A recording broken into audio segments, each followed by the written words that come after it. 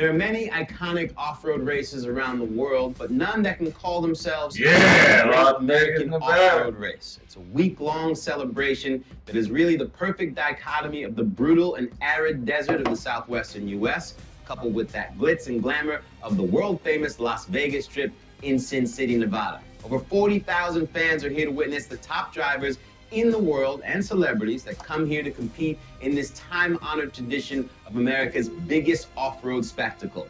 This is the Polaris Razor Mint 400 presented by BF Goodrich Tires, and you are watching the Red Bull Signature Series.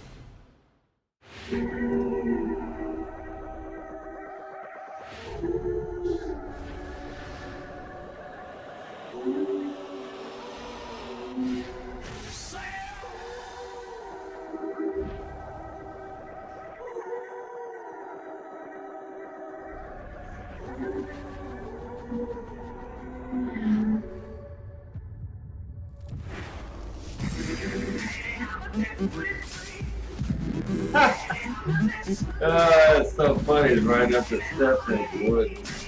That's the escalator. That was the escalator. The other one. The other one I'll play later.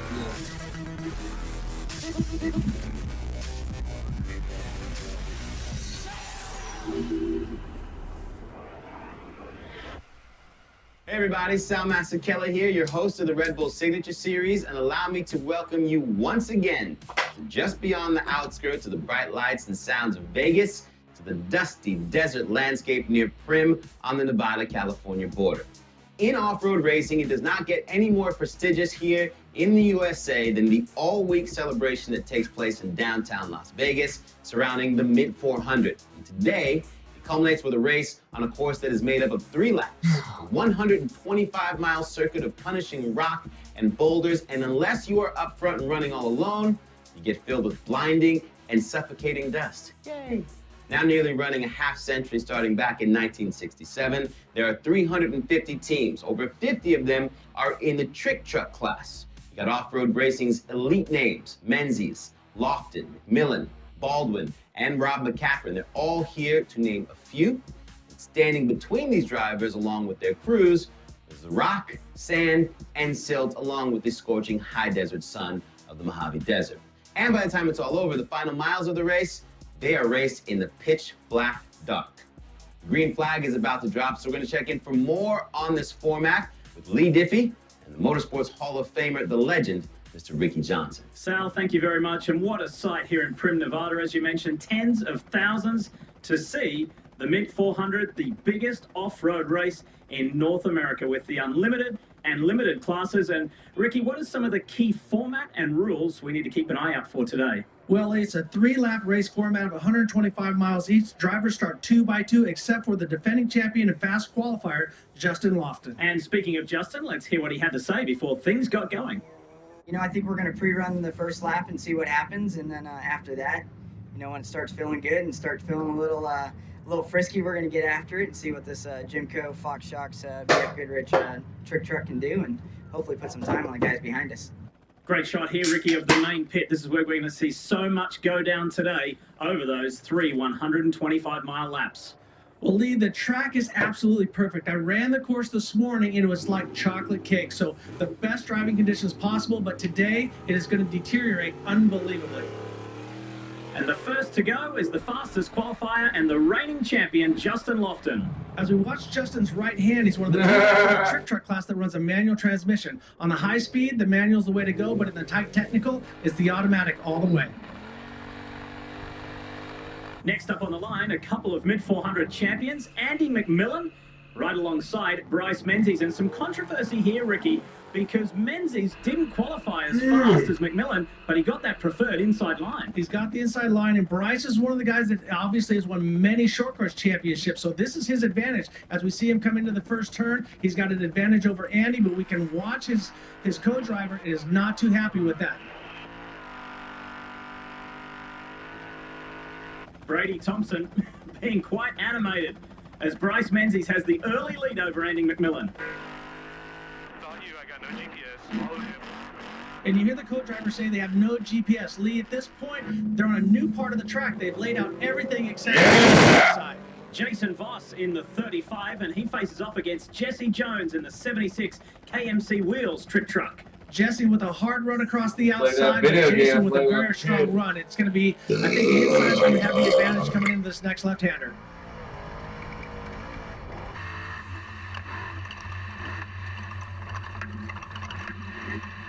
Awesome on board, and it shows Voss with the early upper hand. Derek Sproul on the inside and Rob Mack on the outside. Rob with a great run. If Rob gets the whole shot from the outside, he'll be the first trick truck to make it happen. Rob McCachran, off-road legend, has won everything except for this. In his home state, he is yet to win the Mint 400. Great start from Rob Mack, though. Rob pulling off his showing his short course skills and getting a great run. But watch Rob, he's so smooth behind the wheel. He's done everything there is to do when it comes to off-road racing. Yeah. 1500 sighting. This is Pat Dean up against Great run. Cody Parkhouse in the red. These are unlimited buggies, but still they have a transaxle in the back, so the motors sit in the back of the car, so it is a slightly lighter car and different suspension characteristics than the trick trucks. Josh Daniels and Ray Griffith about to start. Here they go. Josh Daniels has that big motor. He's running a twin turbo with 1,000 horsepower. You can see how hard Fuck it pulls yeah. off the line. The Danzio turbo-powered Ford Geyser Brothers trick truck. Outside line, Rob Mack style, and has the early up. And watch how hard it pulls. Basically the same motor configuration, but this is with twin turbos. Closest to view is Sam Berry in the Class 1 buggy, alongside Lalo Laguna. Sam Berry with a single seat, a much lighter package, but if you're driving all by yourself and you have a flat or any problems, you have to fix it yourself. Also, you have to navigate all by yourself. We see Lalo on the outside, got pretty much smoked by Sam when it came to that start, but when it comes to navigating, Sam's all on his own. Nick Nelson is at the line, and he is up against Ryan Pullman. Both drivers with a very even start, so they're good piece of bumping and banging. So this is the one part of desert racing that's very much like short course, and you want to get out in front. Right now we see that it's very watered and great dirt, but you still want that advantage off the start. Cameron Steele on the far side in the green and black trick truck, and closest to view is Brett Serapis, the teenage sensation. Cameron still with a great hole shot on the outside, but Brett comes in hard, gets up on the bicycle, gets control of it, gets back on the ground, no harm, no foul. Let's scoot up the track and take a ride with our physical leader, Justin Lofton. Oh, this is on board with Cameron Steele, and he's come to a stop. For some reason, Cameron either lost ignition or something like that, but they'll have dual ignitions. Here we see Brett Serapis going around the outside, and Cameron's got to be kicking himself because he did so well in the whole shot, got out in front of Brett, but now gave the spot back. Things are only just getting going in the Polaris Razor Mint 400, a part of the Red Bull Signature Series. Crohn's disease. You're more than just a bathroom disease. You're a life of unpredictable symptoms. Crohn's, you've tried to own us. But now it's our turn to take control with Stelara. Stelara works differently for adults with moderately to severely active Crohn's disease. Studies showed relief and remission with dosing every 8 weeks. Stelara may lower the ability of your immune system to fight infections and may increase your risk of infections and cancer. Some serious infections require hospitalization. Before treatment, get tested for tuberculosis. Before or during treatment, always tell your doctor if you think you have an infection or have flu-like symptoms or sores, have had cancer, or develop any new skin growths, or if anyone in your house needs or recently had a vaccine. Alert your doctor of new or worsening problems, including headaches, seizures, confusion, and vision problems. These may be signs of a rare, potentially fatal brain condition. Some serious allergic reactions can occur. Do not take Stelara if you are allergic to any of its ingredients. We're fed up with your unpredictability. Remission can start with Stelara. Talk to your doctor today. Janssen wants to help you explore cost support options for Stelara. Polaris Razor Mint 400, a part of the Red Bull Signature Series. You're now in the 49th year of racing the Great American Off-Road Race. It's only 45 minutes by plane from LA, or 5 hours in the car, so the Mint has always attracted Hollywood stars. Over the years, the likes of legends like Steve McQueen, Chuck Norris, Vanna White, even Wonder Woman, Vanna White. and last year, Patrick Chuck Norris? they've all raced Seen it. that guy? And really, what's not to like? High adrenaline racing coupled with the sinful Vegas nights. It's a dream for the fans as well because they get to enjoy a week of access to the teams with some truly incredible racing. Well, Sal, you said it, incredible racing, and it's an incredible display right now in the Joshua Tree Forest by Justin Lofton, the leader. And you can see how the dirt is absolutely perfect at this point. This morning it's getting drier and drier, but right now Lofton has a perfect view. Riding with Bryce Menzies. And there's Andy McMillan, he's not letting him get away. Andy McMillan was the champion of the mid 400 2 years ago and has won multiple other desert races, so keep him in check. Look who else has made a terrific start in 4th place, Jason Voss. He's now in the dust of McMillan and Price. On board with 5th place, Jesse Jones. In race mile 18, Justin Lofton very clean and running a strong pace. And Ricky, when you're as fierce a competitor as Bryce Menzies is, when you can see the leader, how motivating is that? The dust out the right side is the physical leader, Justin Lofton, and just like a shark smells blood, when a driver sees dust, he starts to attack. Bryce Menzies has won the Mint 400 before. He lives in Nevada and would like to do it again. Case for Andy McMillan. Dealing with the See me at the Fat Burger. Right now, the drivers are Your just car. trying to get the feel for it because this is the first time We'll see the parking lot Jesse and the Jones, driver. his co-driver, is letting him know to the right and to the left using hand signals as well as audio signals. Lofton with exactly the view Where he else? wants, no dust ahead. Rob Mack with a very clean pace. Look for Rob to get faster and faster as the race goes on. He's one of those guys that has so much experience, he's not going to go out and try to win this the first lap.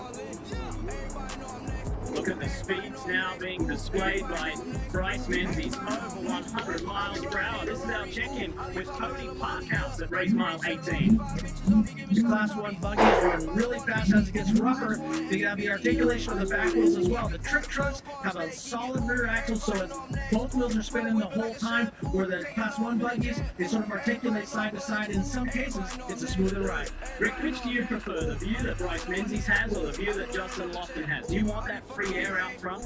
Well, we're dealing with corrected time as well, so if you're close enough and you're leading by corrected time, it doesn't matter as long as you win. Lalo Laguna has caught up with the 12th place Sam Berry. This is Sam on board. Now riding with Laguna. Lalo comes up, gives him a little tap, and didn't quite get close enough, trying to hit Sam, but not too hard. You don't want to hurt the driver in front of you, and you can see Sam Berry running very, very hard in that single-seat buggy. As he gets off to the side, Lalo goes by and clips his rear wheel, and you see a hard hit. So Sam did the right thing, got out of the way to let Lalo run because that truck weighs about 2,000 pounds more. So Laguna now has clear space as we ride with Cam Steele. Right now, I'm just imagining the camera's going, whatever went wrong. But now we see Brett get off to the side. He let him by. So very, very smart move by this young racer. Checking in with Andy McMillan. 3rd place at the moment.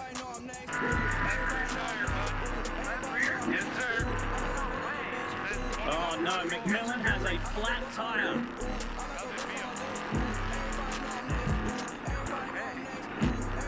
You hear the frustration on Andy's voice because he knows that he didn't hit anything really hard as we see Justin Lofton exit pit A.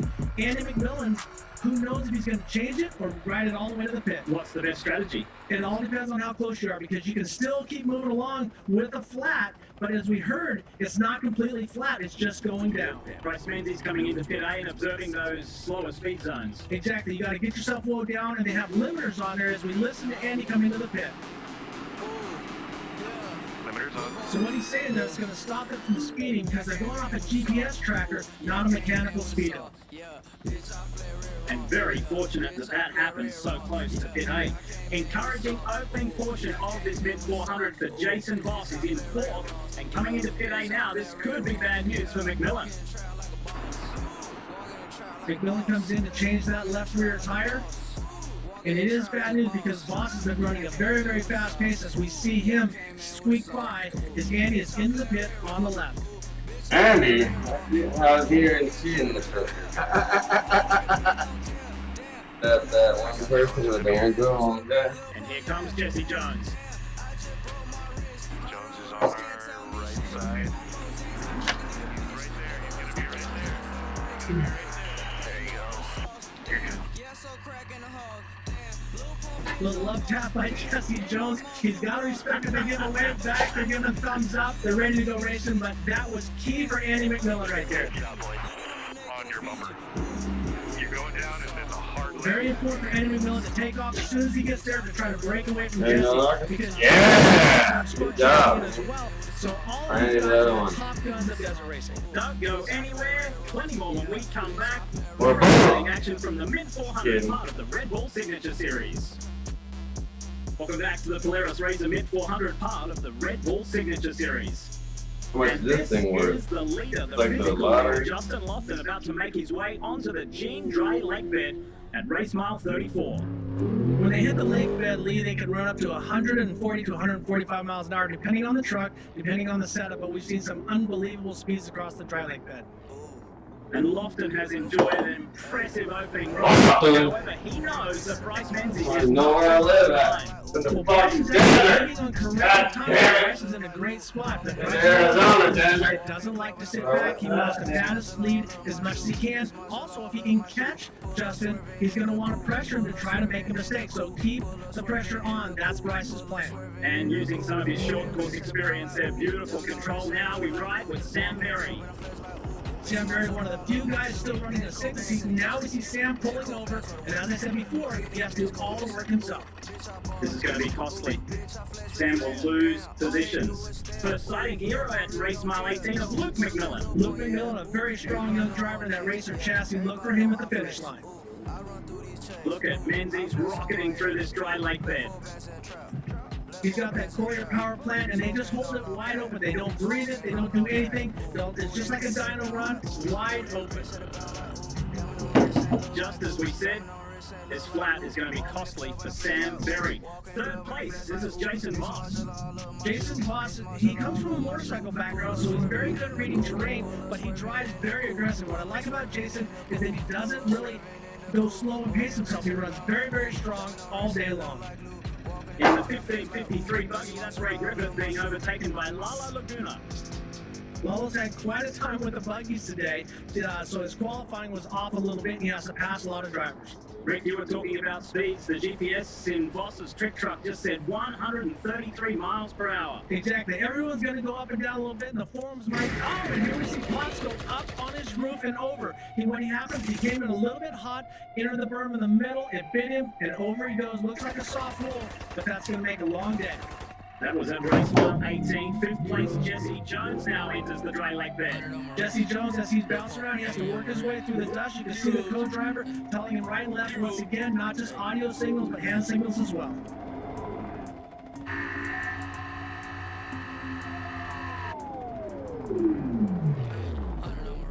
So you might think that the race is over, but these trucks are so tough. They roll Potts back onto his wheels, they'll undo it, they'll make sure that they didn't get too much oil up in the valve covers, and then they'll take off again. But now we see Sam Berry back on course. Pleasing sight for Sam. This is 7th place Garrett Spool driving across the lake bed. And Potts finally gets going again. Potts gets going, you see the dirt and everything getting out of it. That driver's 16 years old, so you know what? He's going to make a lot of mistakes, but he's got a bright future ahead of him. He's saying there's dust up ahead for Justin Lofton. That's because of this UTV competitor. But Justin makes quick work of that, well executed. That's one of the Baja Lights, and a former Supercross and motocross racer, Damon Bradshaw, is out there, and he's also a monster truck racer as well, so he's trying his hand to hit 400.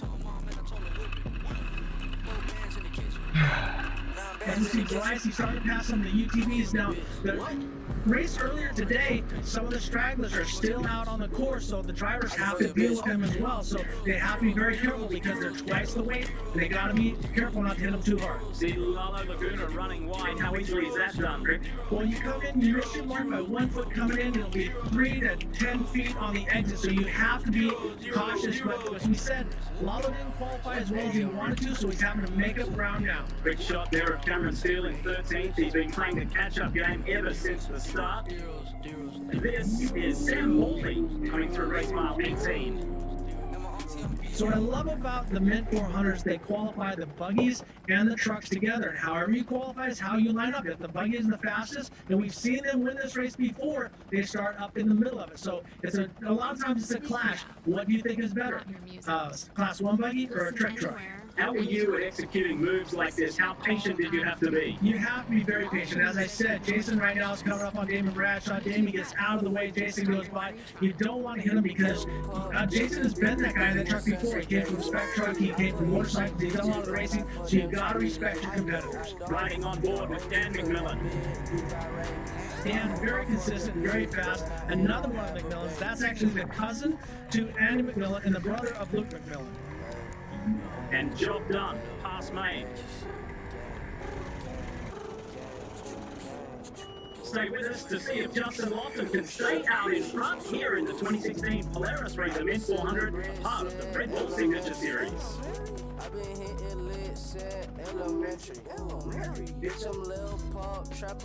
Welcome back to the Red Bull Signature Series and the Polaris Razorman 400. I am your host, Sal Mazzarella. And in the past, I've gotten to compete in the limited class at this race twice. Now, unlimited means no restrictions, anything goes as far as modifications to the vehicle, go as fast as you want. In limited class, competitors' vehicles have restrictions on their design, power, and suspension, which means a level playing field, and it all comes down to the skill of the drivers.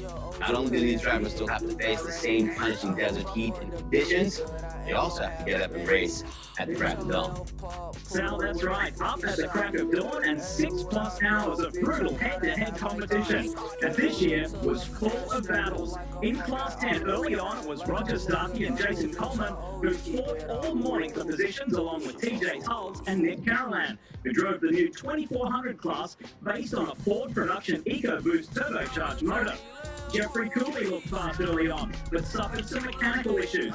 The mid-400 race course pulled no punches. After some intense back-and-forth battling, the 1067 Roger Starkey took the win in Class 10, with Hulse and Coleman taking second and third behind him, but it was the 2406 car of Nick Carolan that beat them all, winning the limited race overall.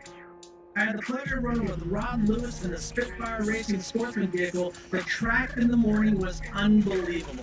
Did you have fun, AJ? Absolutely, but not as much fun as Justin's having right now. One of the key sections on this 125-mile loop that they must do all 3 times, the Fox Proving Grounds. As you can see, the driver, it's got a combination of different sized bumps, so we're going to see how the setup works with different vehicles. Some are a little lower. We see Bryce that stays a little bit flatter than Justin, but Justin had a very smooth run. Looks like Bryce is running it a little bit harder as we see the rocks bouncing off the side. How key is rhythm through there? You have to be on par there. This is Jason Voss. Let's take a ride. A wild ride. You can just watch the energy in the tires and see how much harder Jason is running at this time. I think Bryce knows that he's in the lead. He's not going to push it too hard, but Jason is behind a little bit. He's going to be working harder. Ricky, you mentioned pushing hard, and that's what Cameron Steele's been doing right from the start as he presses to try and get up into the top 10. One of the nicest guys from the Desert Assassin is on a charge right now, but Andy McMillan, the truck looks very good, very balanced. He doesn't seem to be jumping too high, and you can, once again, watch the energy in the tires. You can see how hard a driver is pushing. Remember earlier we saw Steele get past the 19-year-old Brett Serapis. Here he is. I had the pleasure of racing with his father, Steve Serapis, who's the sponsor, obviously, of Brett. But Brett was one of the most dominant drivers of the 6100 and is now one of the top drivers in trick truck. Here's Rob Mack. Taking a look at Rob's truck. Rob knows this desert because he's lived out here. He's been running buggies his whole life. This is his neighborhood. Justin running very strong, not too high up in the berm, not pushing it too hard, but still running a blistering pace. Now his turn for the first time through the Fox Proving Grounds. In 7th place is Derek Spruill. Spruill's running a very strong pace. Looks like he's jumping a little bit farther than everybody else. He obviously is pushing it hard. Bryce Menzies already at race mile 60. Second physically, but first on corrected time.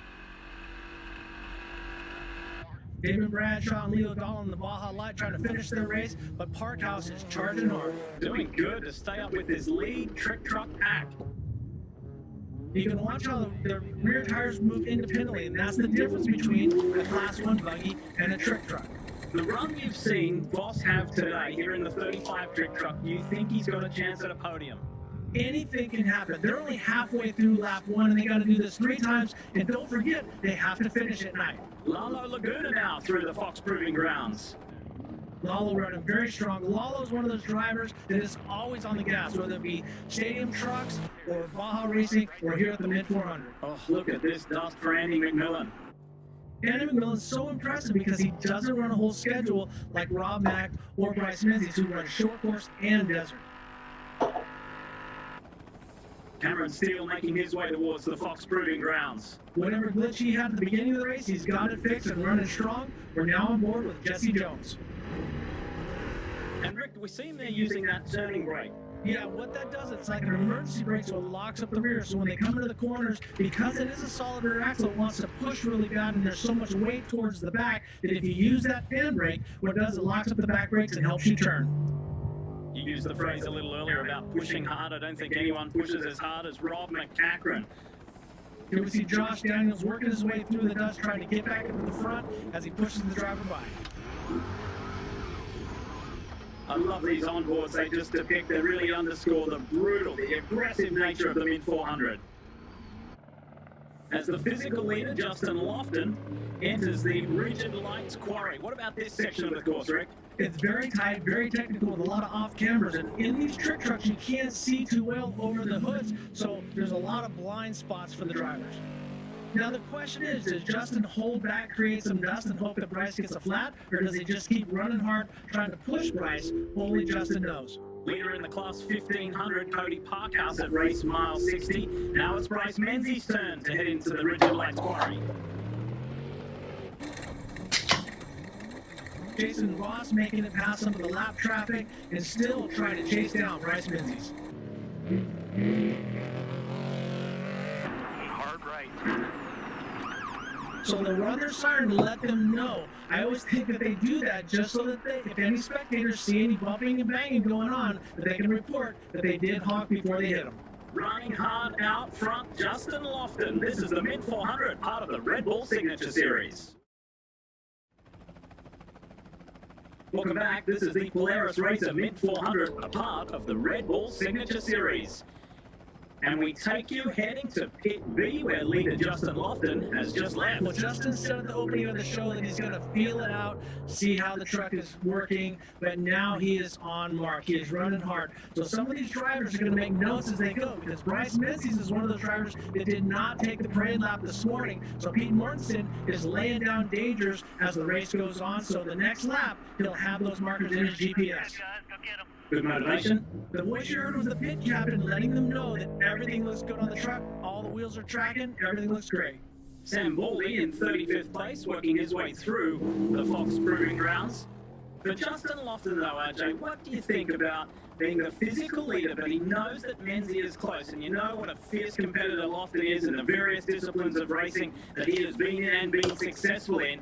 Bryce Menzies just will not go away. We see Bryce running really hard, probably about 100 miles an hour at this point, dancing through bumps that are about 3 foot tall. But for Justin Lofton and Bryce Menzies, as we see Cameron Steele go by, you have to race your own race. And this guy, Rob McCachran, is the king of that. He doesn't let anybody get into his head. He runs his own pace and lets the race come to him. Rob Mack has just left Pit B. This is Steve Oligas, the local Ford dealer through the Fox Proving Grounds, trying to make the top 20. Derek's still running very strong and right in the middle of this race. And on corrected time, he's less than 2 minutes behind. Another guy trying to make up time is Tim Herbst through the Fox Proving Grounds. The Herbst family obviously does so much in Vegas, and Tim, one of the brothers that's out here at every desert race. Pete Mortensen checking the GPS, checking the temps, making sure that everything is right so Bryce can focus on just the track and racing hard. Plenty of roost from the trick truck of Lalo Laguna, trying to keep it on track. And not doing a very good job at this point, went to the left, to the right, but now back on track. You're watching in Class 15, Pat Dean, a local that has won so many races out here, it's a little bit hard to keep count. Into the Rigid Lights Quarry, and this is a top 20 competitor. This is Abdali Lopez. Teammate to Lalo Laguna, it running very strong. A little further back, Tracy Graff making his way out of the Fox Proving Grounds. While RJ, we're getting to the end of the first lap. Justin Lofton and Bryce Menzies, it has been quite the battle. The dike jump is coming up. Here it is. What's your assessment of that opening lap? There's a little bump coming right after that, so some of the guys are going to try to jump it. Everyone else is going to go short. For Lofton, perfect first lap, and Bryce Menzies as well. As you see him, he cases it very, very hard and took it right in the chassis, so that probably knocked the wind out of the driver and co-driver. Justin Lofton has made the decision with his team to pit early, and Bryce Menzies does not. Steve Menzies and Menzies Motorsports love to play these games, maybe run a little bit longer, and now they're making up time in the pit. Like jump for Jason Voss, running third. If you saw Jason, he cleared the little bump afterward that Bryce cased so hard, so made up a little bit of ground right there. It might not seem like a lot, but about 5 seconds at the end of the day. Voss, too, has chosen to pit as we ride with Andy McMillan. Andy McMillan comes over the dip jump and lands with the front wheel very hard right into that G-load. Now imagine the truck is 6,200 pounds. You double that G, he's landed with 13,000 pounds of force. So 2 of the top 3 have decided to pit early, on board with Jason Voss, and there is the trick truck of Andy McMillan going by in the pit. But Andy's going to have to make his pit as well, so he comes in, so this is going to give Voss a chance to get back by. So depending on how quick you see Andy taking on rear tires, Voss is going to make his way back past.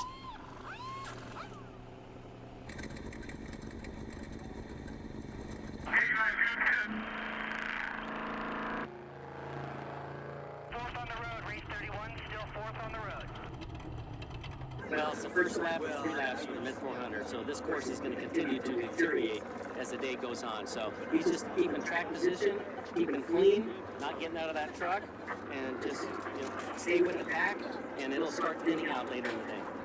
Some wise words from Andy McMillan's dad, Scott.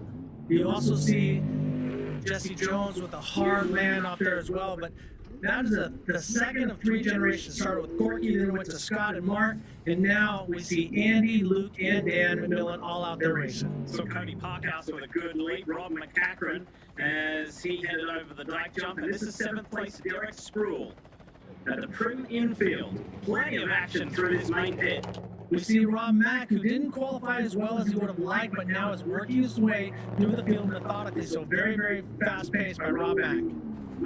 Very hard hit once again, as we said. As the drivers push it, there's a sweet spot. If you come into it hard, it is going to buck you really, really bad. Wow.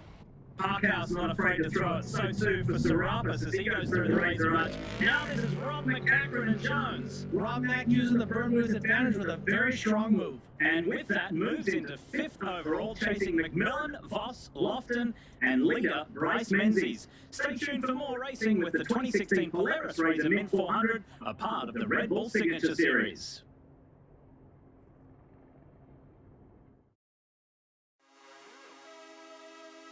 Welcome back to the Red Bull Signature Series and the Polaris Razor Mint 400. I am your host, Sal Masekela. Now, the 900 horsepower factory team trick trucks, they get all the fanfare and shine as they roar across the desert, helicopters in chase, piloted by the top drivers in the world. But becoming just as popular, the UTV class. You see, these are all-terrain vehicles that are accessible to you and I, and that we can go down to the showroom, buy one, and we're instantly enjoying the great outdoors. However, don't let the size fool you. UTVs, just as competitive as the big boys. Sal, that's right. The UTV competition was fierce this year and featured 2 main classes, turbo and naturally aspirated, both vying for Mint 400 glory. Yeah! Junior showed signs of greatness as he battled the pack. Let's 2 Trons connect together. And UTV World Champion Brandon Sims, who led the race early in the turbo class. Wayne Matlock applied pressure to Sims all day long though. Justin Lambert of Cognito Motorsports led his class most of the race, while guys like Cody Raiders gave chase. But it was Brandon Sims and Justin Lambert, drivers for Polaris, that set a blistering pace and pushed way out ahead of the chase pack. Lambert had a scary moment and broke down a mere 20 yards from the finish line. But in a display of incredible sportsmanship, his Polaris teammate Sims helped him push his car across the line. Sims took the checkered flag and was the fastest UTV on course today, taking 1st in the turbo class, while Lambert finished 3rd overall and 1st in the naturally aspirated class. A remarkable day of racing for these young Polaris UTV racers. The great thing about these UTVs is it's bringing people off the couch into the races. Over 60 entries. Dan McMillan, cousin to Andy, as RJ was saying earlier, heads out into the Joshua Tree Forest on his second lap. Now riding with Voss. Whoa, whoa! Voss off to the side, obviously going to stop and change the tire. This is going to be a great break. Andy McMillan still running a strong pace. Jason Voss off to the left. And Ricky, you were talking earlier about the McMillan dynasty. This is Dan McMillan's younger brother, Luke. Both Luke and Dan running that racer chassis that Dale Dundell has designed and qualified many times up front. So a very fast chassis under those two McMillan brothers. Oh, and Jason Voss is just watching them go by. This is Charlie McDowell off the dike jump and over. We talked about it. If you hit in the wrong spot, when it comes to being a sweet spot, is the anti. What it did is it bucked Charlie right up. He had no control of it and into the guardrail. How frustrating is this for Jason Voss? He's just watched Jesse Jones go by as well. As you hear the motor rev up and back down, what's happening is he's breaking traction. As they go across the dry lake bed, there's certain spots that are a little bit softer than others, and then the back tires are breaking traction and then gaining traction, and your speed can fluctuate sometimes 15 to 20 miles an hour depending on the wind. That was pleasing to see Charlie McDowell and his co-driver out of the car and going again. Race mile 46. And this is the first time today that we've seen Justin Lofton actually have to do some chasing on road. Remember my comment about sharks and blood and drivers and dust? Now Lofton is hunting down Bryce Menzies.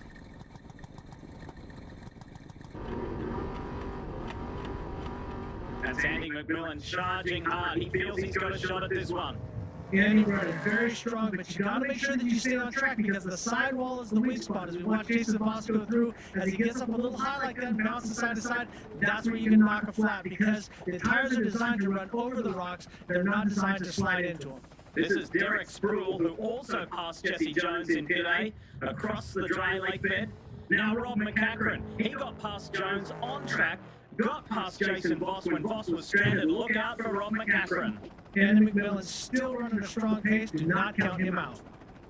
RJ, it's fascinating how this race has changed in complexion, and for Justin Lofton, now he's looking up ahead at the dust trail of Bryce Menzies, exactly what Menzies was doing to him on the opening lap of this mid-400. You hear that hard shift, that's a manual transmission lead. So Justin is going back and forth between 4th and 5th gear, where Bryce Menzies got the automatic, where he'll run a turbo 400 prepared by Kevin Croyer, where he'll just run 2nd and 3rd gear all day long.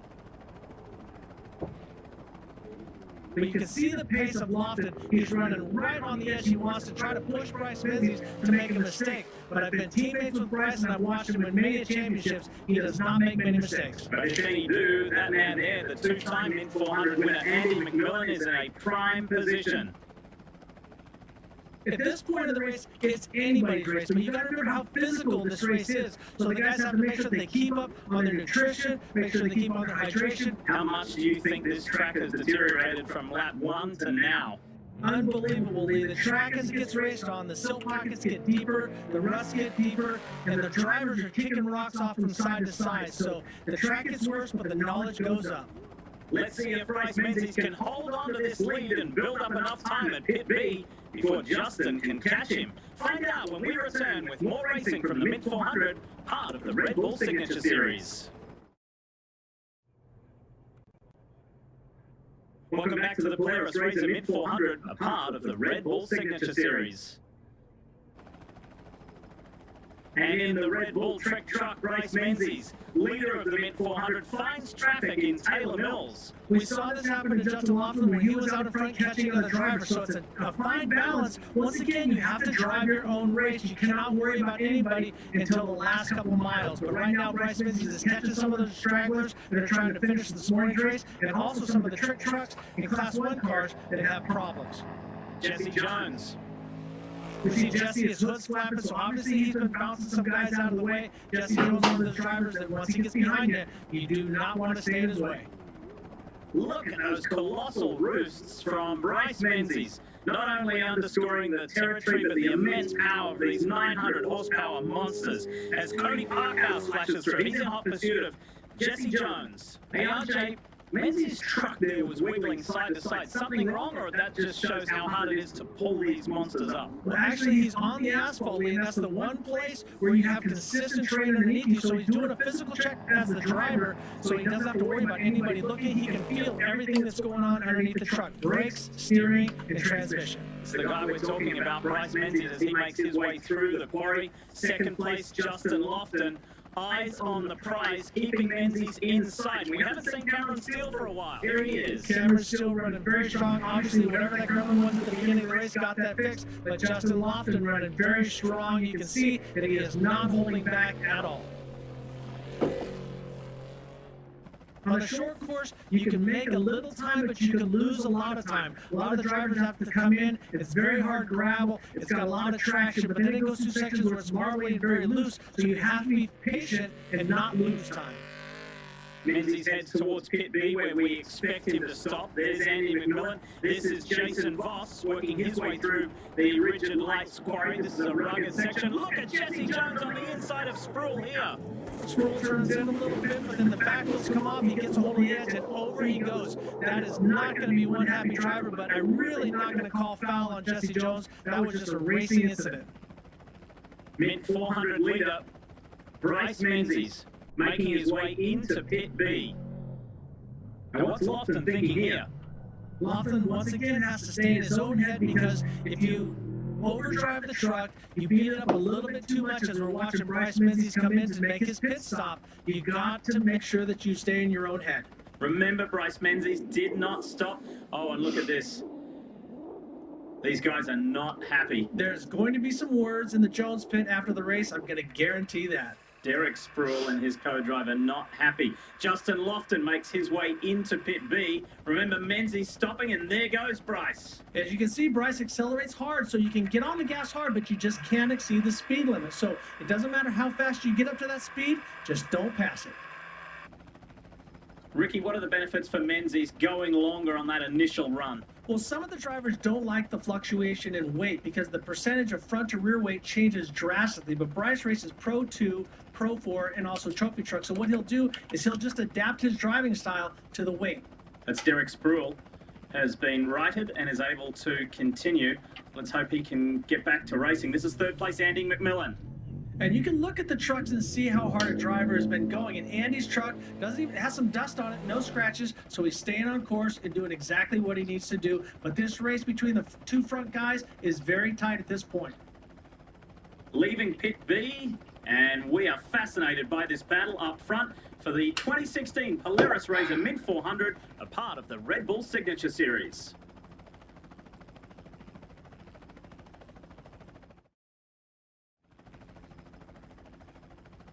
Welcome back. You're watching the 2016 Polaris RZR Mint 400, a part of the Red Bull Signature Series. From Primm, Nevada, you're looking at a man who lives in Las Vegas, Nevada, not too far from here, and that is Bryce Menzies, leading the way in his Red Bull Geyser trick truck. Is he feeling the pressure from this man, Ricky Johnson? Justin Lofton is physically second, and he's also second in corrected time. So Justin has to pass Bryce and make time to get ahead corrected. So he's got a lot of work ahead of him. It was a stroke of luck there too, that there were so many lines, such a wide area for Lofton going through that wall of dust. And look at this, Menzies again in excess of 100 miles an hour. Cameron's still now starting to get the hang of the track and going to start pushing harder and harder. He does understand, though, that it's getting rougher and rougher, and the shocks are getting heated up, so the truck is going to deteriorate a little bit, but he does know where he's going on the track. Andy McMillan at race mile 81, and what a day it's been for youngster Brett Serapis. They obviously had to do some work on Brett's truck, but he's doing a great job as a rookie here in the trick truck class. Into the Primm dry lake bed goes Bryce Menzies. Did most of the first lap chasing and most of this second lap leading. What does his team think? Bryce just pitted at Pit B, and he's still first on the road. And so if things go right, we shouldn't even stop here. We should just go by for a visual. And he's got to stretch out a little bit of time, but being out front, we should be okay, I hope. That is Smiling Ralph Chadwick, self-proclaimed king of the 1600 cars. So, great report on what's going on with Bryce Menzies by Ralph Chadwick. And that was a wild ride through the thumpers with Jason Voss after that earlier stop. He's running in fifth now. as Lofton enjoys the prim dry lake bed. Josh Daniels with that 1,000 horsepower trick truck running really strong, and Jesse Jones, as we've seen, has had a lot of battle today. He's missing some fenders, loose hood, and he's taking another driver for a ride. Oh no, something has happened to Jason Voss again. Co-driver out, gonna assess the damage, but that's so disheartening because you work so hard and you make so much ground, and then you have to give it all right back. Nevada native BJ Baldwin didn't qualify all that well for this year's mid-400, but has been picking his way through the field nicely. And now Jesse Jones is working his way back through the field. We saw that he's had some trouble losing a fender, loose hood, but he's still back on track and starting to work his way through the field. Here we see him get back past Jason Voss. In 8th place is Lalo Laguna, and taking an adventurous line here to get by a UTV. You can see how much dust the UTVs bring up, so the track is just getting more dustier and dustier. Now you also see the shadows are getting longer and longer, so it's harder for those drivers to see the ground. Looking good through the Polaris Razor Arch. However, the day is getting worse for Jason Voss. Justin Laughlin running very strong, and now we see Voss's co-driver getting back in, and as he starts to roll, what the driver will do is get rolling. Once they're clipped in, that's when the driver will go full speed. So it's not all lost on Voss. He's dropped to 7th place. We'll see what the remainder of this race holds as we check in with Cody Parkhouse. As we see Bryce Menzies with Prim, Nevada in the background, he's finishing lap 2, getting ready to start lap 3. And this is a section where it's a lot like a playground for the drivers. Not very rough, not very fast, but big, bold berms. And when you come into the Prim infield, as it's known, Ricky, how motivating is that? Well, you know that you're close, that people are right there, because when you get out on the other side of the desert, it's illegal for your crew to come to you. That you can only have a best in the desert official tow you out, so you feel much more secure when you can see Prim in the background. Race mile 81, Brett Serapis now going through the thumpers, and look, there's the Menzies team looking at their man and saying, yep, everything looks in good order. BJ Baldwin starting to get faster and faster. As we said, he didn't qualify where he wanted, but he's starting to pick up the pace. Main pit for the last time for Justin Lofton, heading into the 3rd and final 125-mile loop. And we see Andy McMillan right on the back fender of Justin Lofton. So this race is still very tight, but they're going into the night. And Rick, how tight? Those 4 guys at the top of this race are separated on corrected time by less than a minute. And a heartbreaker for Jesse Jones. Anytime they got the hood off the truck, Lee, it is not good. On a day that's been spectacular for many reasons for Jesse Jones, but this may be terminal. We see belts, we see wrenches flying. The co-driver is not happy. Race leader, Bryce Menzies. And it has been a blistering day for the driver of the Red Bull truck, and he leads the way heading into the final lap here in the Mint 400 over Justin Lofton and Rob McCachran in 3rd. Here's Sal back in the Red Bull Signature Series studio. Thank you, Lee. Wild racing as usual. With over 40,000 spectators and 350 off-road teams, you think it's possible to actually have a conversation? Yes. Join and follow the Red Bull Signature Series on Facebook, Twitter, Instagram, or Snapchat. Anywhere you get down socially, the hashtag is Mint400. Or you can go to RedBullSignatureSeries.com, where we have even more exclusive content for you about this event and our entire schedule for the year. Plus, you can also download the Red Bull TV app, where you can watch this show and every episode from every season of the SIG series. Plenty more racing coming up for you on the Great American Off-Road Race. You are watching the Polaris Razor Mint 400, only on the Red Bull Signature Series.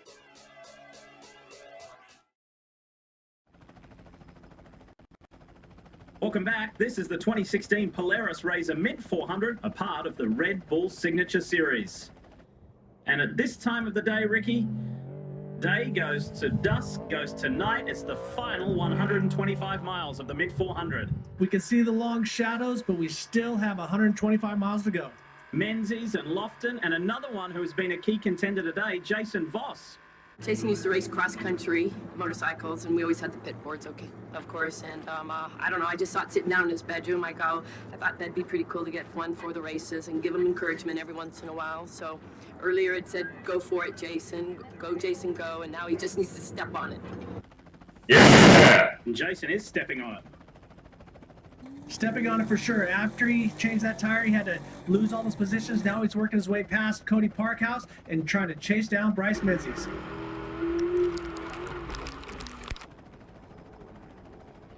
In a lot of cases, your mom is out there trying to tell you to be calm, be smooth, but I love how Mrs. Voss is saying, step on it. Go for it. And that's exactly what Rob McCachran's doing. He's just gone one position at a time and now running third on the third and final lap. Bryce Menzies with a very strong pace, out in front physically, out in front on corrected time. Everything is going perfect at this point. Through the whoops at race mile 44, climb aboard with Voss.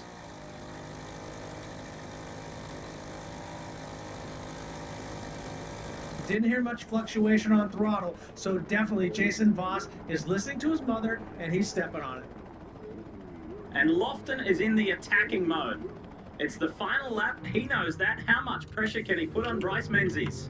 Well, they prep these trucks so well. Pete Morrison, who's also the co-driver, main mechanic, and manager of that team, does everything to it and has 100% confidence that it's going to run all 400 miles. Look at Justin Lofton through the whoops. He's still got plenty left on this final lap. You can see the shadows, and that's deceiving for the drivers because a lot of times when you see a shadow, it means that there's a big bump, but it could mean bushes on the side. So right now, after the beating that these drivers and the trucks have taken, imagine 100,000 miles on your shocks. That's the kind of punishment that these guys are putting on their trucks in just 300 plus miles. Gene Dry Lake Bed for the Class 1 leader and 6th overall of Cody Parkhouse. It's been a very productive day for Cody. This is Andy McMillan, though. We see the ruts are getting deeper and deeper, so in some cases it helps you out, but a lot of times when the trucks are banging and sliding back and forth, as you see Bryce slightly get off track, that pulls the rocks in, and that's where you can get some of the flats. Did he get off track, or he was trying to stay out of the ruts? Only Bryce will know. He'll probably tell you that was intentional, but he's driving it hard nonetheless, and here we see Jason Voss doing the same thing. But there's the problem. The sun is going down, obviously to the west, and the drivers have to deal with that. Now, you saw how Menzies went through this heavily rutted section. What do you make of Justin Lofton's line? Well, it looked like Bryce hopped a little bit. It's one of those things that you have to just throttle it and look ahead. When you're driving a trophy truck this fast through whoops that are 3, in some cases 4 feet tall, you can't be absolutely precise. It's like driving a boat. You're going to swap side to side as we're watching Andy McMillan come through here, but you can be precise enough to keep it on track, and that's what all these drivers are doing, showing unbelievable patience as they drive over 100 miles an hour. Ricky, you know who didn't come through in that sequence was Rob McCachran. Has something happened to Rob Mack? We'll find out. Was that him there? Sure enough, Rob Mack off to the side. We don't know what happened to his truck, but a driver that's been so patient so long, who knows what it was. Sometimes it's, as they say, it's a 30-cent or a $2 part, but anything can take you out when you run a truck this hard. No quit in Justin Laughlin. Remember, he's just trying to be the 5th driver to ever go back-to-back in the 48-year history of the Mint 400. It's still an offer, and it's still an option that's on the table. And when these drivers, I've been in this situation, and I've driven this course 2 years ago, and at the last lap, the ruts are so big, and we saw Bryce Menzies off to the side, so something has happened to Bryce Menzies' truck. As we get a report on that, it's something with the steering, as we see Pete Morrison out and now looking over the truck. A heartbreaker once again for Red Bull's Bryce Menzies. 2 of the biggest names in this year's Mint 400 are out. Sal? Thank you, Lee. The sun is set, and we're in the best part, the final miles to the finish. After long hours in the daylight, the drivers now have to navigate this course in the dark. Can Justin Lofton maintain that lead and become the 2016 champion? We will find out. The finish is in sight in this year's Mint 400. Ricky Johnson, can you believe what we have just seen with Bryce Menzies being knocked out of this race? Well, not just Bryce Menzies, but Rob McCacker, two of the local boys that know this desert better than probably anybody, are out. And Justin Lofton is doing a great job, but my hat is off to Brett Serapis. He was the champion 6100 last year, and now this is not his debut, but his first year in Trick Truck, and is doing a great job. It's been an outstanding day. The truck might not look in the best of shape as Andy McMillan is now into second place through the rigid quarry. And we have to remind you, this man on screen, Justin Lofton, last year's winner, is fast-tracking it to back-to-back victories. And now he's physically first, but he doesn't know where everybody is behind him. His crew can tell him different time splits, but he has to run because he's going to be, if he does finish, he'll be the first to the finish line, but he has to make sure that he stays well enough ahead of everybody so he doesn't lose on corrected time.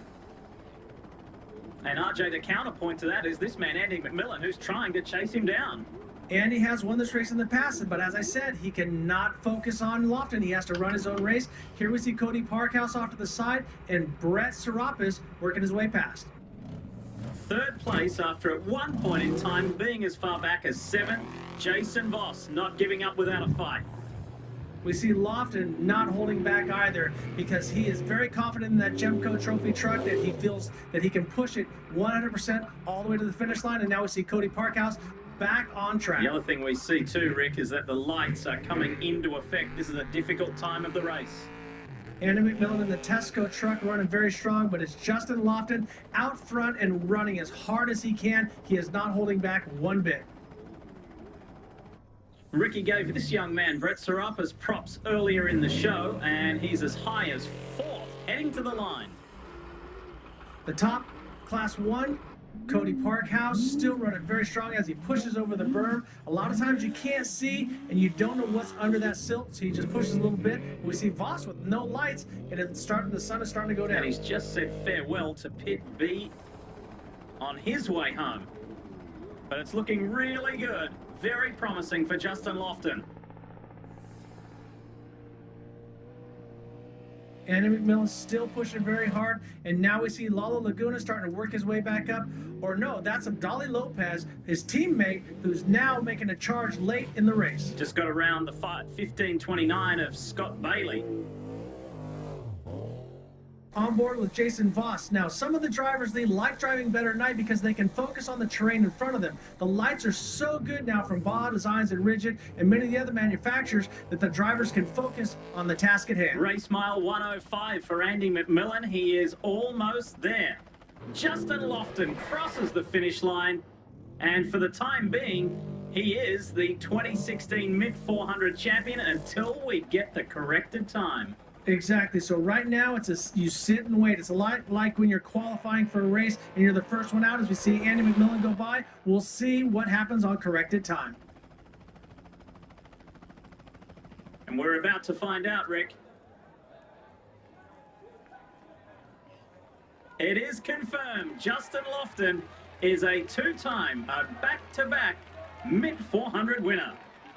That's got to be a great feeling because he qualified up front, lost the lead to Bryce Menzies, but fought his way back. And Jason Voss worked his way all the way back to third. So great job by all these drivers, but my hat's off to the champion, Justin Lofton.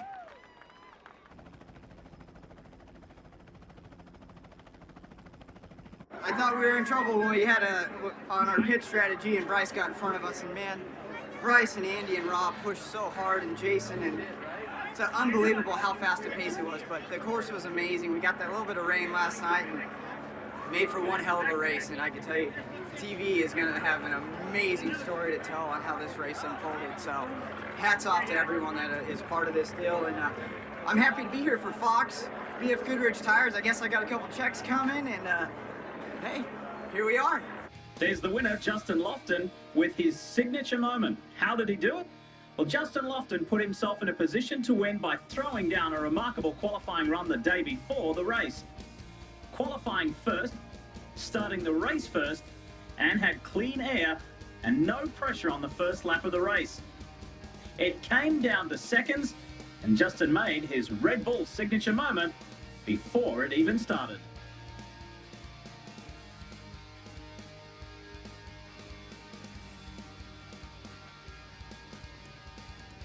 So McMillan and Voss chase Lofton home for solid podium finishes. Cody Parkhouse in 7th overall, the best in Class 1. What's your take on the day, Rick? I got to throw a shout out to Brett Serapis. Rookie year, finishes in the top 5 and finishes the mid 400. Great job. Here's Sal back in the Red Bull Signature Series studio. Thank you, Lee. Another great day in the desert, and thanks to all you guys at home for watching the Polaris Razor Mint 400 Prim near Sin City, Las Vegas, Nevada. The 49th running of the Great American Off-Road Race is a wrap and history made once again as Justin Lofton dominates the trick truck class with back-to-back wins here at the Mint 400. Also, congratulations to Andy McMillan and Jason Voss, along with their hardworking crews as they round out the podium. Once again, thank you for hanging out with us in the desert. On behalf of our entire NBC Sports crew, including Lee Diffie and the legend Ricky Johnson, I'm Sal Masekela, and we will see you next time.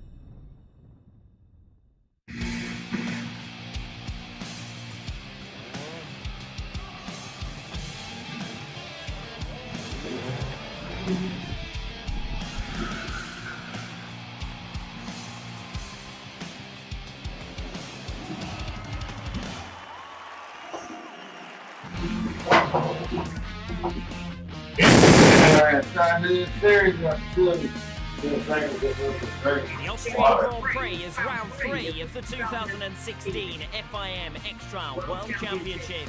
After witnessing the 2015 title decider, fans in Vienna Neustadt will look forward to a closer battle for victory this year, with 2 different winners in the opening 2 events. Round 2 of the campaign took the riders to the sport's Catalan heartland for the Spanish Grand Prix in the Palau Sant Jordi, with a new leader after Adam Braga's surprise victory in Sheffield. Eddie Carlson could only manage 7th with 3 failed sections and a 20-mark score on the qualifying lap, but the Swede did get the better of wildcard Jaime Busto thanks to his superior performance in section 5. Alexander Ferrer took 6th thanks to a clean result in section 4 and was on course for a place in the final before an error in section 5 left him out of the running. Dropped mark in section 1 cost Takahisa Fujinami a top 4 position. The veteran recovered well with just 2 drop marks in the last 3 sections to take 5th. Jeremy Fajardo squeezed into the final by just a mark and looked out of place in the top 4. 5 fiascos and just 2 successfully completed sections. The Spaniard took 4th.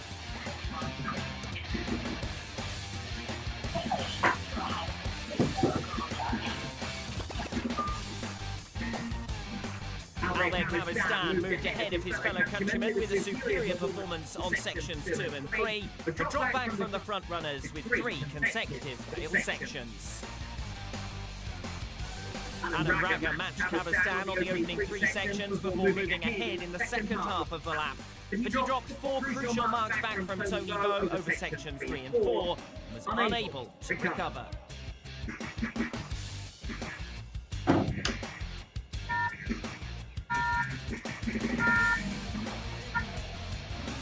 The reigning champion returned to the top of the leaderboard with a typically excellent display.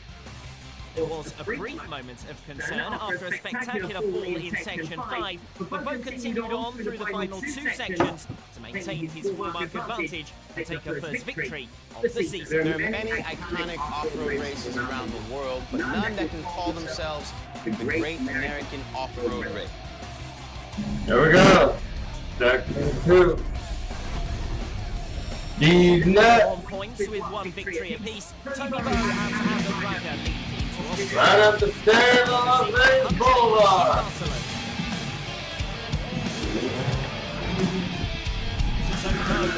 Hey, see me now, you know. 2016 championship.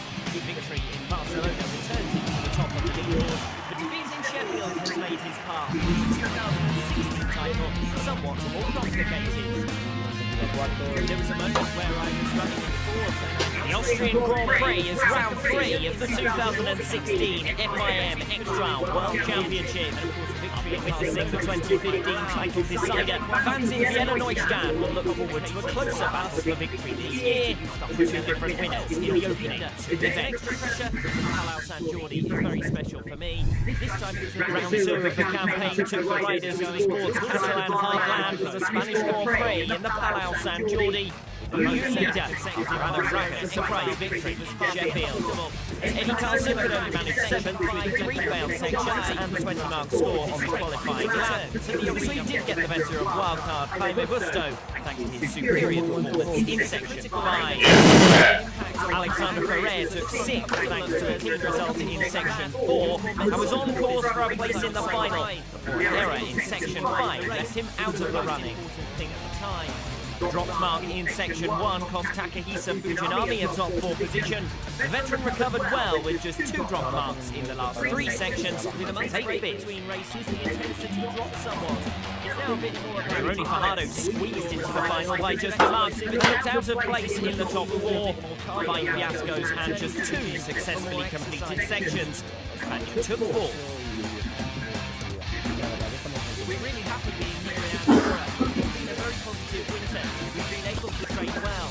And aside from that, the altitude is Albert Cabestan moved ahead of his fellow countrymen with a superior performance on sections 2 and 3. Drop back from the front runners with 3 consecutive field sections. Being in Andorra will help me to extend my sporting Adam Raga matched Cabestan on the opening 3 sections before moving ahead in the second half of the lap.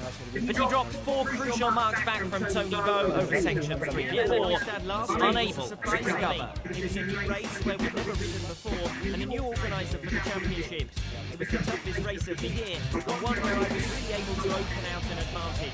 So I loved it. The reigning champion returned to the top of the leaderboard with a typically excellent display.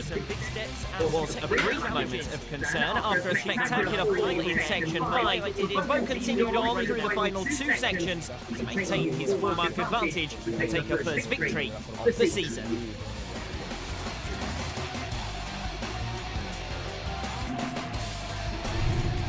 Arena Nova is the venue for round 3 in the 2016 title race.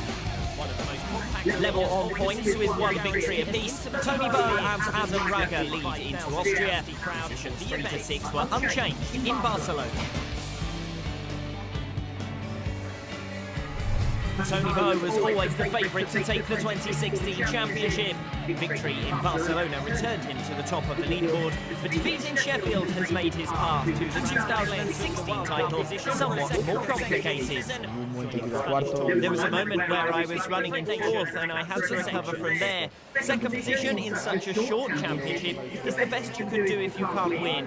And of course the victory in Barcelona restored my morale. We gave 100%, we knew it would be complicated for us. The key is to use the home element to help, not to hinder. There's an extra pressure, Palau San Jordi is very special for me. This time it was a little bit different because how the championship was going, but also because of the way I rode, which was very strong. In Austria for Carlsen.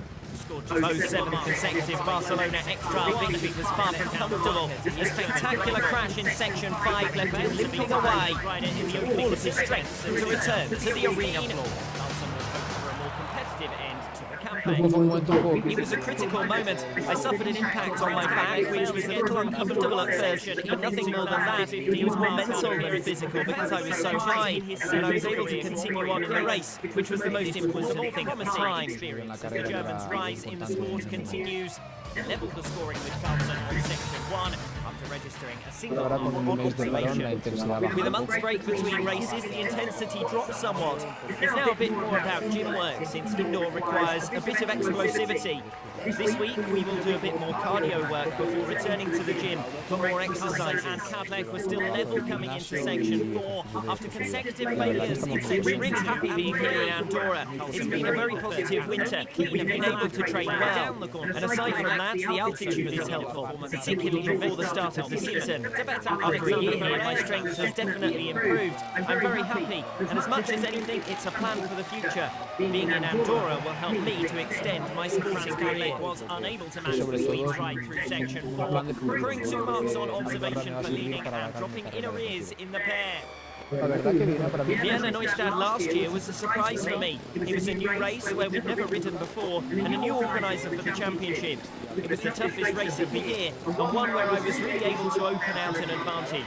So I loved it, and I hope that the level of the sections is the same this year. It should be a trial with some big steps and some technical challenges.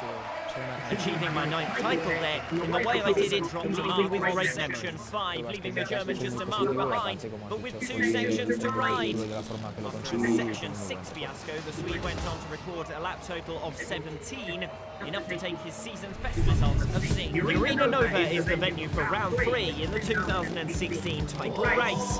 One of the most compact arenas of the series will guarantee an intimate atmosphere. Expected 5,000 capacity crowd for the events.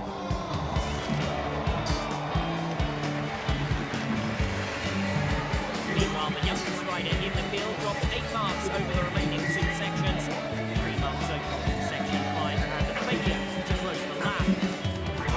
Franz Kadlec took the wildcard position for a 2nd consecutive season, joining the Spanish top 4 and bringing a 5th different nation to the sections.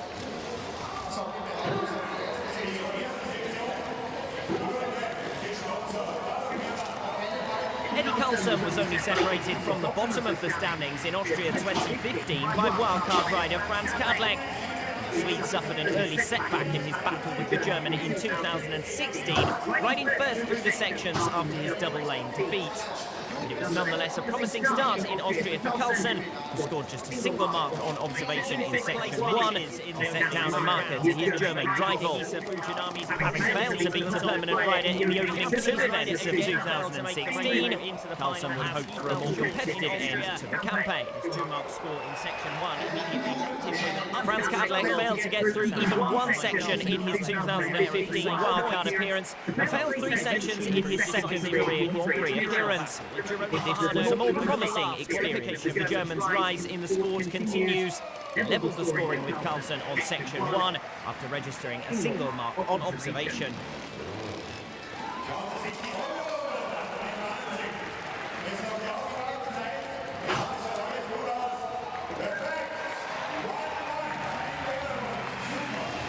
Carlsen and Kadlec were still level coming into section 4 after consecutive failures in sections 2 and 3. Carlsen recorded the first and only clean of his lap, laid down the gauntlet to Kadlec, and also putting in a performance that would eventually help him to better Alexander Ferrer's lap total and dropped to the back of the pack.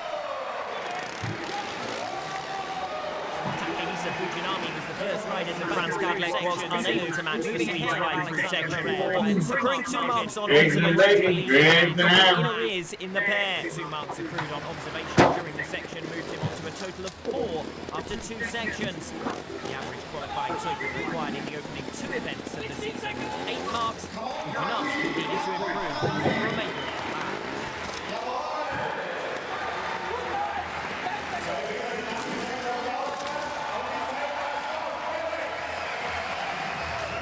Carlsen dropped a mark on section 5, leaving the German just a mark behind, but with 2 sections to ride. After a section 6 fiasco, the Swede went on to dominate a lap total of 17, enough to take his season's best result of 6th.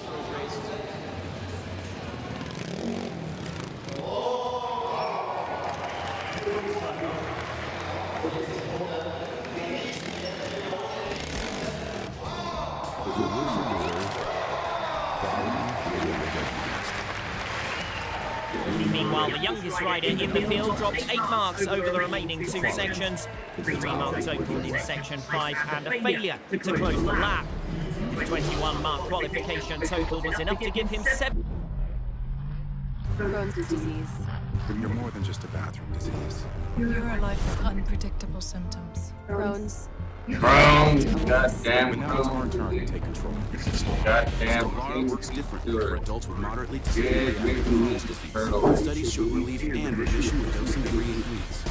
Stelara may lower the ability of your immune system to fight infections and may increase your risk of infections and cancer. Some serious infections require hospitalization. Before treatment, get tested for tuberculosis. During treatment, always tell your doctor if you think you have an infection or have flu-like symptoms or sores, have had cancer, or develop any new skin growths, or if anyone in your house needs or recently had a vaccine. Alert your doctor of new or worsening problems, including headaches, seizures, confusion, and vision problems. These may be signs of a rare, potentially fatal brain condition. Some serious allergic reactions can occur. Do not take Stelara if you are allergic to any of its ingredients. We're fed up with your unpredictability. Remission can start with Stelara. Talk to your doctor today. Janssen wants to help you explore cost support options for Stelara.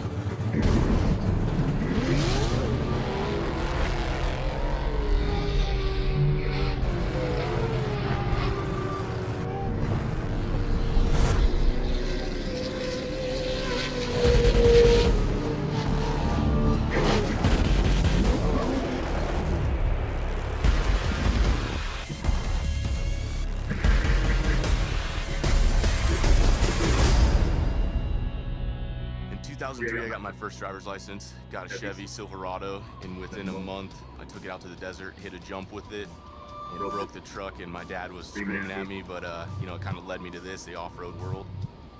I've been racing off-road for 8 years now. We've won 6 championships, and it kind of just feels like I've got to that point where we could make the next big thing and off-road happen. And Jump the dirt bike, we all sat down and talked about a jump something that that I I've always did wanted to years do, ago. see how far I can It's take a going race truck. to push the limits of myself.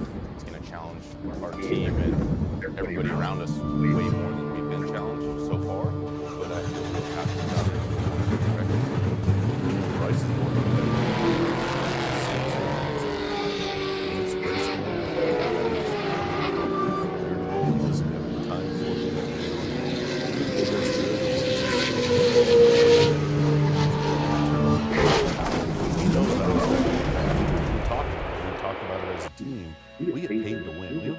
get second or third. We get paid to finish and win. In 2003, I got my first driver's license. Got a Chevy Silverado, and within a month, I took it out to the desert, hit a jump with it, and broke the truck. And my dad was screaming at me, but you know, it kind of led me to this, the off-road world. I've been racing off-road for 8 years now. We've won 6 championships, and it kind of just feels like I've got to that point where we could make the next big thing and off-road happen. And we all sat down and talked about a jump probably like 3 years ago. It's going to push the limits of myself, it's going to challenge our team and everybody around us way more than we've been challenged so far. But I feel real passionate about it and want to break a record the other way. Right. You know, there's so many things that start to come into play that you never had to do before. When it's race mode, it's kind of the little grumpy part of this. He doesn't have any time for you, you know, and even if he does good or wins, he's still thinking what he could do better. It's more of an internal thing with him. He knows I expect to win. We talk about it. We talk about it as a team. We get paid to win. We don't get paid to get second or third. We get paid to finish and win. With most jumps, the takeoff is usually easy. It's the difficult part about doing so we've got to have really relatively solid idea of what it's going to do and how wind affects something. You know, you can move the thing up and down with that gas or the brake. You start getting all these different effects that never happen when you're in the normal course of what the vehicle talk about 300 feet, actually the best way to visualize it would be a football field. You know, this is a about racing 300 truck. feet. We're basically talking about goal line to goal line in midair. Here you see in racing, we jump long distances. Sometimes he'll run out of gas in the air. It seems like he's going to die. I'm not 100% sure what goes through his mind, but I'm sure at some point with these guys... There's so many things that start to come into play that you've never had to do before. And that's, it's kind of a really cool part of this, but something we're incredibly sensitive to. So if any time in the process, someone just says something a little weird, it's like over question because that little weird can become something really massive as your distance is starting increasing by 40, 20, 50, 100 feet. So when Bryce lands, he's going to have to land just about perfect. The difficult part about doing something first is that you're going to make mistakes. It doesn't matter how calculated you are, it doesn't matter how smart you are, how much knowledge you had. You're going to do things that you think are going to work some way, take you to a completely different way. But that's the beauty of it. That's the fun part. We just want to jump it really far to break the record. When we talk about 300 feet, the best way to visualize it would be a football field. You know, we're talking about 300 feet. We're basically talking about goal line to goal line in midair. You jump in basically the floor of most football stadiums. I'm not 100% sure what goes through his mind, but I'm sure at some point with these guys over the years, oh shit has gone through their mind. No, I think what goes through their mind is I think these guys are so focused on what they're doing. You know, they have to match the right amount of speed, be on the throttle and so on. So I think it really is just mostly focus. This is tough to get a tank to land exactly where you want to. Any side wind, any gust of wind, it's a gust of wind that makes a difference of 40, 50, 60 feet. So when Bryce lands, he's going to have to land just about perfect. Disappointing anyone because probably doing a little bit of praying, I would imagine. The most frustrating part of the experience is the unknown. We're doing something that we have no idea what's going to happen with the truck. So it's all a learning curve. And this is something take the Pro 2 truck so far that jump it, no one's done it yet. Brakes, all unknown. And we just want to jump it really far, the lunges, and see how everything plays out in the process. Just knowing that if we already push for this, we can kind of push it anyway. No, 150, we do that racing. That would be fine. Yeah. A lot goes into it. Obviously, we're not going to just go jump right away. His first jump, I was unbelievably nervous for it. The most nervous stage. We've already sent the truck to the wind tunnel, so I mean, a lot's going into it. So it's not like we're just winging it. Turn out it's still poorly, very dangerous. But and then you land on a ramp. I just wanted to go home. I mean, I only have one son. I just want I want you to feel safe and not be afraid to say I don't want to. That's my. No, and at the end of the day, I mean, obviously. My life is way more important than breaking a record or doing something, so. And I don't want you to worry about disappointing anyone because that's not what the most frustrating part of the experience is the unknown. We're doing something that we have no idea what's going to happen with the truck, so it's all learning curve. And this is something where we're jumping a truck so far that no one's done it yet, so it's all unknown, and we kind of got to roll with the punches and see how everything plays out. Just knowing that if we can push through this, we can kind of push through. You know, in the desert racing, and sometimes in the short course, you know, he's conservative. He said there was some serious pressure to deal with trying to win this thing. His first jump, I was He's got an opening, Bryce Menzies nervous. in the Probably final the most corner. nervous I've probably been in I than I can remember my whole life. It's not like And then watching it happen and turn out but like rather poorly, very poorly, it scared the hell out of me. I just wanted to just go watching home. him and what I only have he one son. does. He's like so driven. First guy in the shop. Grab his room before anybody. I think I see that a lot, but then also he always wants everything to be the best. And I think with that comes a lot of pressure on me, and I noticed that from when we first started. So that just adds more pressure on me. Great driving as they're going to come out nearly side by side. Now Bryce has the run on the outside. Oh, Menzies! Johnson follows him in. He could be the driver to beat. Bryce is very conservative, and I think that's he has his business, and I the get number race. one thing that We have a upsets business Steve together, so is how conservative he is. You know, Steve wants Bryce to go out there and just win, attack from the start. You know, in the desert racing, and sometimes in the short course, you know, he's conservative and just waits for the right time. He said there was some serious pressure to deal with trying to win this thing a second year in a row. He's got an opening. Bryce Menzies in the final corner. I mean, I think he does it in a way where it's not like him just pushing me, but like as a little kid growing up, I think almost just watching him and what he does, he's like so driven in everything he does. You know, he's the first guy in the shop, and he'll grab a room before anybody. And I think I see that a lot, but then also I think he got like he always the wants first day, everything to be the best. and he won that And I whole think year. with that comes a lot of pressure on me, and I just noticed found that his niche from when we first started. So that just adds more pressure on obviously winning and he's done doing all the stuff that I want to do. And 2009, I went from I think single buggy into the pro maybe tour for a class. while and it just maybe getting hurt our ready for relationship a little Oakland. bit, but now it's actually helped because he has his business and I get to race and we have a business together, so we're around each other a lot more. So I think that helps out at the end of the day. 2014 was my first year up to Frozen Rush. First time driving a Pro 4 truck. Came in with the third place, which I was stoked on. You always want to win, but first time in a Pro 4. Hit that and just put on the wheel.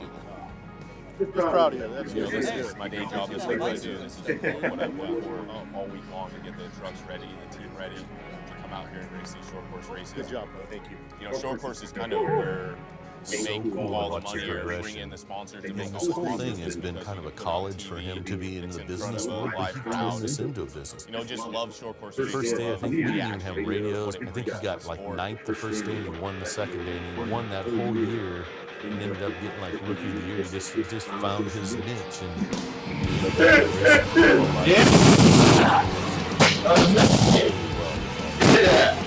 Found that niche in the nick of time. That's the best weather ever. 2011 was the year I won my first. Like mine think alike. It's a great feeling at the end of the finish line, grabbing my dad and just holding up that championship trophy. 2014 was my first year up to Frozen Rush. First time driving a Pro 4 truck. Came in with their third place, which I was stoked on. You always want to win, but the first time in a Pro 4 to come away with the third place was something. You know, this is my day job. This is what I do. This is what I've worked for all week long to get those trucks ready, come out here and race these short course races. You know, short course is kind of where we make all the money or bring in the sponsors to make all this possible just because we can put it on TV. It's in front of a live crowd, and you know, just love short course racing, love the action and what it brings to the sport. As soon as you got to basically over the knuckle of the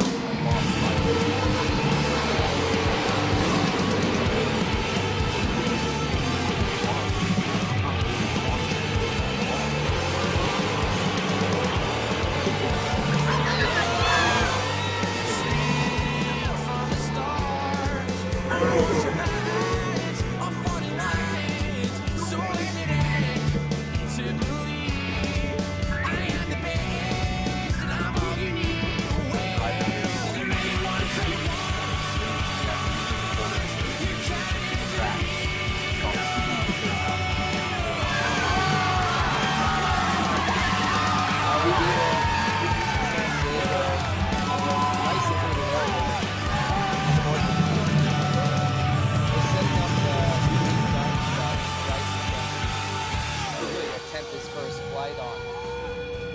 The takeoffs that we're building have specific transitions depending on the distance of them. Some are a little steeper than others. As soon Not as by you much, got just to a few degrees. basically The over the idea is knuckle to of get the him ramp in and the you air lost high sight. enough to get It's far such enough, a but not to go too gamble. high, You're so basically that sending the your truck friend doesn't land too hard. over 300 feet. They set up 50 feet apart, so the Not really closest jump wanting to in, go which will that be to far. the driver's You're kind of left, pushing limits. that'll be set at 150 feet to the It's sweet spot. definitely The one on nerve-wracking. driver's far right will be 100%. 200, and then eventually 250 feet in the center. What we'll do is we'll jump in and get him comfortable on the first jump. The eventual hope here, we should have him hitting at least 300 feet before we transition into the second test. We're driving out here this morning, my nerves are just going through the roof, and we actually turned the corner to the entrance of the track. We just saw these huge dirt mounds, and I'm just like, there's no way I'm going to jump this truck over these. We're here east of San Diego in the hills. It's a nice secluded area, which is important when we're doing something like this. We're setting up the 3 jumps that Bryce is going to really attempt his first flight on. The takeoffs that we're building, they have specific transitions depending on the distance of them. Some are a little steeper than others, not by much, just a few degrees. Yeah, the idea is to get him in the air high enough to get far enough, but not to go too high so that the truck doesn't land too hard. They're set up 50 feet apart, so the closest jump in, which will be to the driver's left, that'll be set at 150 feet from the sweet spot. Then the one on driver's far right will be 200, and then eventually 250 feet in the center. What we'll do is we'll jump in, get him comfortable on the first jump. The eventual hope here, we should have him hitting at least 300 feet before we transition into the second test. I could put a center line on that takeoff for you, but you can see the line from the back. It looks narrow, but the landing widens, so you're kind of on a little bit of angle. Yeah, that's what walking up to it looked like. It was like going to shoot me sideways, but when you get over here, it's wide enough where it widens out to over 100 feet wide. Yeah, it's plenty. Yeah. When you start flying trucks over gaps, there's no safe zone.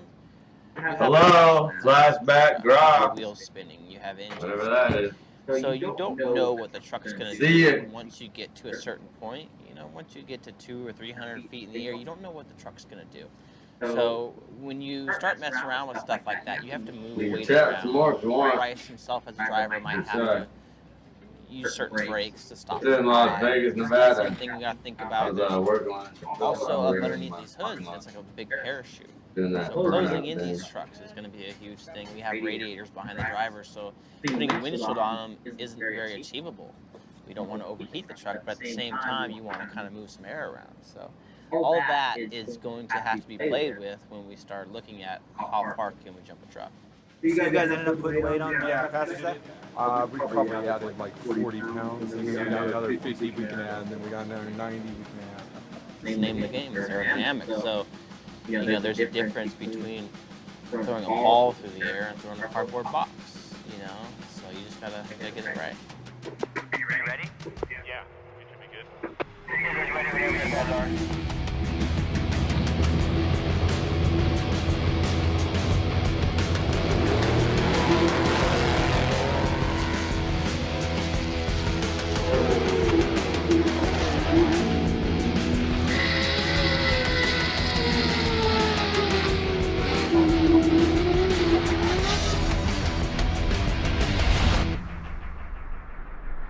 The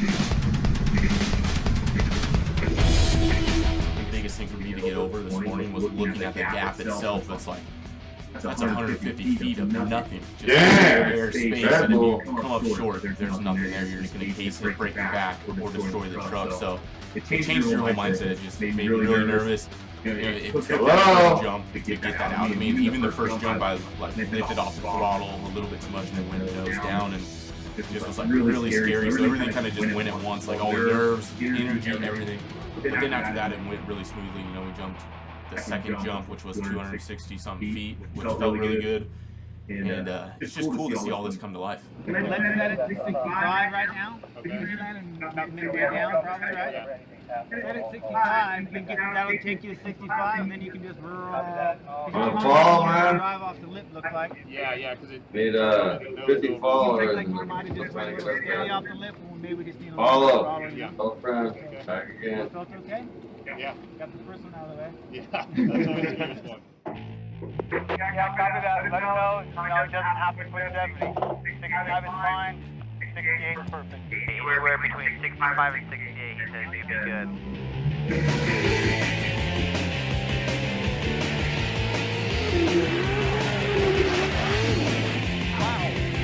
When these trucks are in the air with the carburetor, they seem to die out and bobble a little bit in the air. And the biggest thing for me is if we're going to jump this thing, you don't want any of the truck to bobble or die out, because that means the truck's going to fall forward, indo, and that's the worst thing that could happen. So the biggest thing is making sure the truck is reliable in the air. You have the throttle response, so when you hit the brake, you kind of fly the truck a little bit, you have the motor to pick back up to keep the wheels spinning, so you don't have any of those accidents. In layman's terms, our carburetor reacts to a lot of outside situations to deliver fuel, and flying through the air, negative G-force on landing, all of those things can affect the fuel delivery. With fuel injection, all of those things are taken out of the equation, and fuel injection allows us to put fuel in the engine at exactly the time we want to put it in. We switched over to the 300-foot jump. The truck started flying a little bit more nose down. The lip of the jump was kind of messed up a little bit, so that kind of took the wind out of my sails just a little bit, just because you're so confident, and all of a sudden you switch to another jump and it just starts throwing the truck totally different. So it took about 30 to 45 minutes to regroup. We redid the takeoff, and we had some weight and changed the rear shocks to the bottom out. Right away I noticed the difference. Right when we started jumping again, the truck was flying straight, and it just boosted my confidence. This has been building up for 2 years now, and coming in, I'm like, what did I get myself into? Why did I sign up for this? This is dangerous. It's going to be crazy, but I'm really stoked and excited about it. Stand by 1 second. Okay, I'm going to do what he just did a couple more times, and I'll get my gun. All clear, then. Something that I've always wanted to do is just see how far I can jump my race truck, because we race all the time, but we never get to come play on jumps like this. So it's awesome that Red Bull and Pennzoil are sticking behind me and making this whole thing possible. 301. That was a scary day. Does it feel like scary as you're in the air? It goes by really fast. It does. Yeah. I'd be like, Until it close starts my going eyes. like that, Yeah. it's like slow motion. You like just driving off or no? I tried that, but it still wants to drop just a little bit. So I think I'm still driving, but at the top I just give it that little bit. I think it just makes it fly like a little bit. It seems like you're driving harder up the lip. That's what, A little less flip. Exactly. That's what, when it's smooth and running, I can get it to that speed, and then like right when I almost hit that hole, I like roll in, and then at the top I just hit it once, and it seems like It seems like the car's flying a little bit better. Yep. Yeah, because I could tell like when I would like spin and then too much speed, I would like come off a couple times, like wouldn't like that, but it's because I'm like missing the runway here, So we ended up jumping 328. We're about 10 feet short of the record, but I think with that, we're confident going into New Mexico, so we're just going to load everything up, keep the truck exactly the same, and looking forward to getting up there, building out the jump up there, and then kind of regrouping. It's going to start all over again. It's going to be different scenery, but the same distance, so just got to keep my mind focused on that. Thank you guys. That was insane. That is awesome. The first day showing up and seeing this guy, I was like, what did I get myself into? And now it's like, all right. People around me know what to do.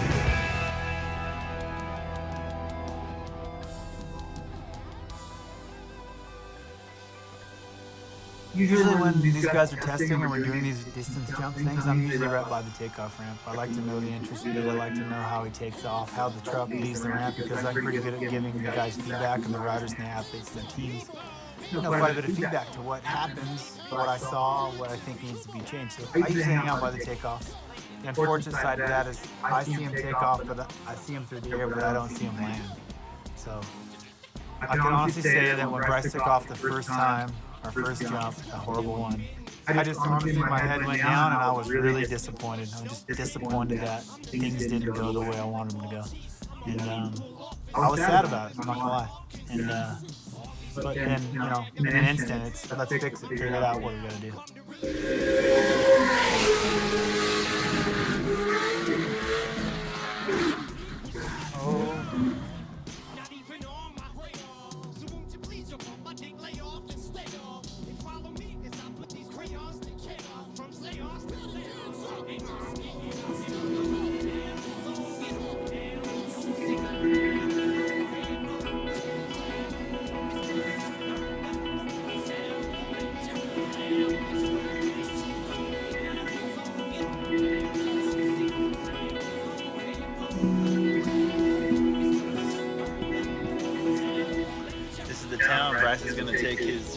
2 and jump completely over from end to end. That small shed that's down there on our left-hand side is approximately...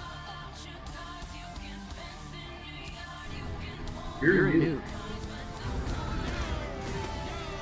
Maybe you'll blow it.